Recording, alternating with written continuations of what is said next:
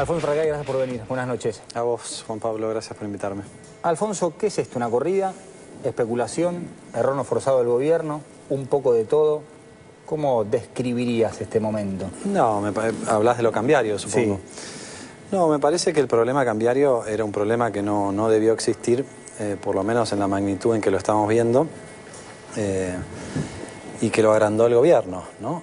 Lo agrandó el gobierno de dos maneras. Primero, con un modelo, como dice el gobierno, cuya variable de ajuste es una inflación en dólares del 20%.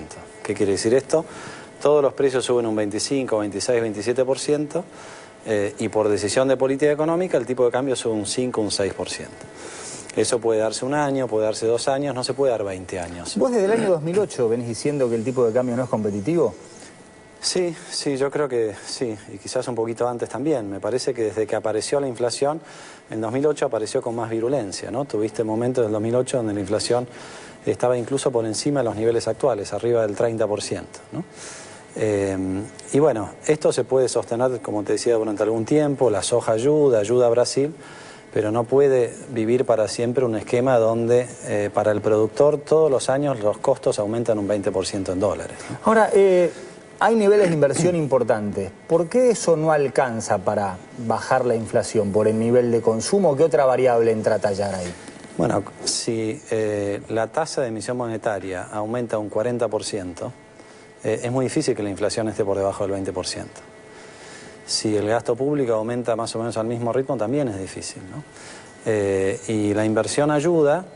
Lo que pasa es que acá ha habido un esquema de política económica que pretendió que se podía crecer más allá de esa tasa de inversión. Con la tasa de inversión que tiene Argentina se puede crecer muy bien al 5 o 6%, y ya eso es notable respecto a otros periodos de la historia, pero no se puede crecer al 9% sin provocar inflación. Ahora, el nivel de consumo que registra actualmente la sociedad argentina, ¿tiene que desacelerarse, reducirse, o se puede hacer frente a estos desafíos económicos con el actual nivel de consumo? Mira, todo el esquema de política económica lo que hace es penalizar el ahorro. Entonces, el consumo es casi un consumo por obligación, porque la alternativa que es depositar en un banco que te paguen una tasa de interés hasta hace 3 o 4 semanas del 10% cuando la inflación es del 25%, ¿no? Entonces, digamos, no es un esquema que favorezca al ahorro. La contrapartida es el consumo. Esto lo hemos visto muchas veces, Juan Pablo. Lo vimos con la tablita de Martínez de Oz, lo vimos con la convertibilidad y lo estamos viendo ahora. A la gente le resulta simpático que el dólar sea barato. Al consumidor le viene muy bien que el dólar sea barato. Pero a todos los demás, al sector productivo, al sector exportador, no le viene bien un dólar barato porque no puede competir contra el resto del mundo. Me pongo el traje del otro lado y te digo, una devaluación implica también una licuación del salario, o sea, ganás menos en dólares, con lo que eso implica. Pero te pones del otro lado y das vuelta al carro delante del caballo, digamos. Acá probablemente. El problema de fondo no es el tipo de cambio. Yo creo que el gobierno lo quiere plantear en esos términos porque está atrapado en una discusión en la que se metió solito, ¿no? Y una vez que se metió solito, agrandó el problema con estos controles que no hacen más que visibilizar el problema y no resolverlo. La cuestión de fondo acá es la inflación. El tipo de cambio es un resultado. Es efecto, no causa. Es efecto. De la misma manera que la noticia de hoy es empezar a levantar los subsidios. ¿Por qué están los subsidios? Porque todo sube menos las tarifas. Y para que las tarifas no suban hay que subsidiar al productor del servicio público, al proveedor del servicio público. Si no hubiera inflación, no habría subsidios. Y si no hubiera inflación, no habría un problema con el tipo de cambio.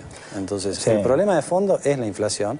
El gobierno no puede resolver la inflación porque hace 4 años decidió negarla y usar las estadísticas oficiales para mentir a través de las estadísticas y decirle a la gente lo que la gente sabe, que no es cierto, que no hay inflación. Vos fuiste presidente del Banco Central. ¿Qué herramientas tiene el presidente del Central para combatir la inflación, para mandar mensajes desde ese lugar como autoridad monetaria? Mira, tiene muchas herramientas en tanto y en cuanto sea independiente y esté dispuesto a usar esas herramientas, ¿no? Convengamos que así sea. Y no convengamos que así sea, pues no es la realidad. Bueno, no, por eso, supongamos que así sea. A ver, por empezar, la presidenta del Banco Central está en comisión. Sí. Y puede ser muy amiga de la Presidenta de la Nación y también en algún momento puede dejar de ser amiga, ¿no? Es un funcionario que está a tiro de decreto, por lo tanto no es independiente.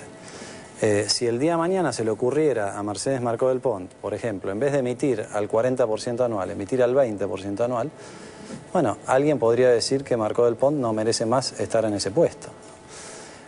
A nosotros nos tocó estar en el Banco Central en una coyuntura muchísimo más difícil que esta, Juan Pablo. Teníamos los bancos que no sabíamos si abrían al día siguiente, teníamos cuasimonedas, no funcionaba el mercado de cambio. ¿Qué más te tengo que explicar? Estábamos en default hasta con el Banco Mundial. Esa era una coyuntura difícil. Cuando nosotros asumimos, la inflación en el 2002 había cerrado en el 40%.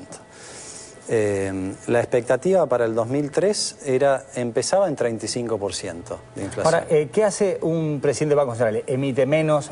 ¿Marca la pauta? Bueno, hasta acá podemos... Pero déjame terminar el autobombo, dale, digamos. Dale, Entonces, tenés razón. La expectativa era del 40 o del 35% de inflación.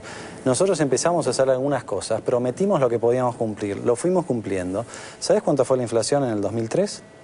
3,7%. ¿Y qué hiciste vos como presidente del Banco Central en ese momento? Básicamente, primero tuvimos control absoluto de la política monetaria, y absoluto significaba no solamente independencia política, sino también ponerse enfrente del Fondo Monetario, porque en ese momento también había que bancarse al Fondo Monetario, que nos decía, usted no puede bajar... usted no puede aumentar la cantidad de dinero, la tiene que bajar, usted tiene que cerrar bancos. Nosotros dijimos, no, nosotros vamos a hacer lo que creemos que hay que hacer. Y lo revolucionario va a ser, le vamos a decir a la gente, mire, prometemos que de acá a 3 meses vamos a hacer estas 2 o 3 cosas. Y a los 3 meses las cumplimos. Cuando llegamos a los 3 meses dijimos, bueno, dentro de 6 meses vamos a prometer esta meta monetaria, este objetivo de inflación, y así fuimos avanzando. Conforme la gente fue creyendo, y conforme hubo credibilidad, y conforme hubo apoyo también en la política fiscal en ese momento, porque no era solamente la política monetaria, las expectativas se fueron organizando. Hoy no se puede hacer esto porque el gobierno perdió la credibilidad. Un gobierno que miente a través de los índices de inflación no puede ser creíble cuando te promete que va a bajar la inflación. Ahora, ni siquiera lo hace pues no reconoce que existe el problema, entonces imagínate. Cristina acaba de ganar con el 54%. No siempre la victoria da derechos y hay un montón de cosas que se explican más allá de los números. No te voy a preguntar a qué lo atribuís, sino si el votante registra todo eso, si hace falta que lo registre o realmente compara. Me fue mejor en estos 4 años, entonces voto a la presidenta en este caso que estuvo al frente de este periodo en el que me fue mejor. La verdad que no sabemos bien cuál es la explicación, pero lo hemos visto más de una vez en la historia. El votante está en todo su derecho de querer que siga la fiesta. Esa es la realidad. O sea, si hay un buen momento de consumo, bueno, la sociedad argentina y otras sociedades, cuando pasó eso, votaron por continuidad. ¿Olés a un fin de fiesta sin ser apocalíptico, digamos, o sí? Yo creo que la fiesta no dura para siempre. Si estamos cerca o lejos del fin, depende exclusivamente de la cantidad de errores que decida cometer el gobierno de ahora en más. Esta semana no fue muy auspiciosa desde el punto de vista del tipo de cambio. Ojalá que eso cambie. Menem ganó con el 50 y pico % de los votos, no nos olvidemos de eso. Ahora tenés que hacer un esfuerzo sobrehumano para encontrar un menemista en algún lugar. Ahora, ¿por qué el tema de la inflación no tiene impacto electoral? Porque el que protesta consume igual, dice, uy, qué caro que está, pero paga igual, porque tiene el poder adquisitivo para hacerlo. Son estas preguntas que no nos podemos responder. Evidentemente la inflación tiene un impacto sobre una cantidad de sectores y una cantidad de variables, y sobre, digamos, la gente más vulnerable o los de más bajos ingresos, me parece que el gobierno ha sido muy hábil en instalar algunos subsidios muy concretos, el Plan Trabajar, algún subsidio... la asignación universal por hijo. La asignación que no es universal, pero que es por hijo, para aquellos que tienen la suerte de acceder a quien les da el subsidio. Y básicamente la asignación universal, que era la propuesta de la coalición cívica desde hace 14 años atrás, que después tomó el gobierno a través de un decreto y que hoy la enarbola como su principal bandera, a pesar de que nunca estuvo en ninguna plataforma del Frente para la Victoria, yo creo que eso funcionó en la práctica como una cobertura frente a la inflación. ¿Le reconoces algún acierto al gobierno?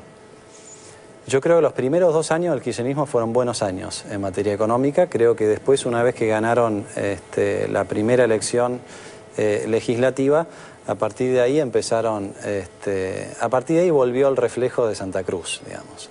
Y yo lo lamento mucho porque creo que había una gran oportunidad, Argentina todavía tiene esa gran oportunidad de intentar lo que nunca tuvimos desde Frondizi, que es un programa de desarrollo en serio, digamos. Ese programa hoy no lo tenés. Si vos mirás la gestión de Cristina Kirchner y te olvidás del INDEC y mirás los números de la realidad, prácticamente no subieron los salarios reales, la pobreza es casi la misma que en octubre del 2007, desapareció el superávit fiscal, desapareció el superávit comercial, cayeron las reservas y todo esto era innecesario. Como era innecesario también tener un cuasi feriado cambiario con 47.000 millones de dólares de reservas en el Banco Central. Recién te hablaba del 54%, ahora te hablo del 1,88%. Volvemos a que el número no siempre el explica nuestro, todo. Para que la gente lo sepa. Exactamente. Digamos, ¿no? Ya estamos casi fuera del mapa, así que hay que aclarar. Pero más allá de tomárselo en broma, ¿sentís que aún hay legitimidad para esto? ¿O que el resultado del 23 de octubre, no digo que lo descalifica, pero sí los aparta? Bueno, mire, ustedes mucho no pueden hablar porque sacan 1,88, que puede ser una explicación hasta peyorativa y con cierto desprecio de lo que pasó. A ver, si esa fuera la explicación no nos afecta, digamos. Nosotros seguimos creyendo en los valores que defendemos y en las propuestas que empujamos. Y nos pone muy contentos ver cómo a veces el gobierno pone en marcha nuestras propuestas, la asignación por hijo, lo de los subsidios. Hace cuánto tiempo que venimos diciendo que es inadmisible que Argentina gaste 8 veces más en subsidiar el consumo de los ricos que en la asignación por hijo, ¿no?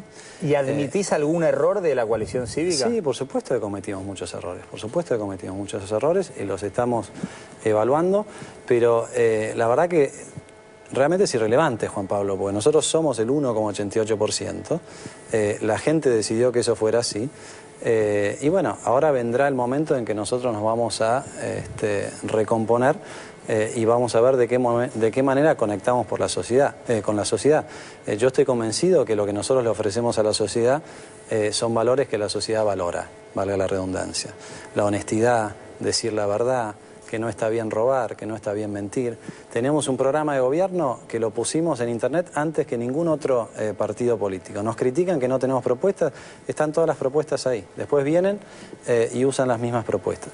Evidentemente fallamos en la comunicación, evidentemente fallamos en los estilos, evidentemente a la sociedad no le gustó que rompiéramos el acuerdo cívico y social, evidentemente esta incapacidad que hemos tenido de armar algo más grande fue penalizado, particularmente en la cabeza de Lilita. Bueno, todas estas cosas las estamos procesando y las vamos a trabajar. Ahora, yo sigo creyendo lo mismo, aunque tenga el 23% de los votos, como tuvimos en 2007, siendo la segunda fuerza, o que tengamos el 2%. Que robar está mal con el 2% o con el 54% de los votos, no tengo ninguna duda, ¿no? Y que el 54% de los votos no da razones, sino que da más obligaciones, también sé que es así.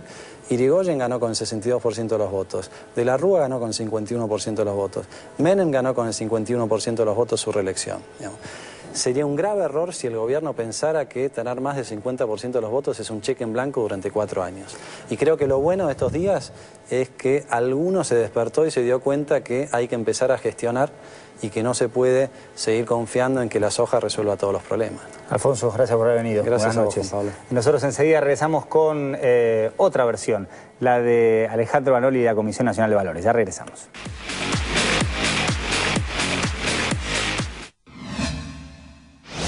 Todo lo que nos rodea está construido con minerales. La minería está presente en tu vida. Cámara Argentina de Empresarios Mineros.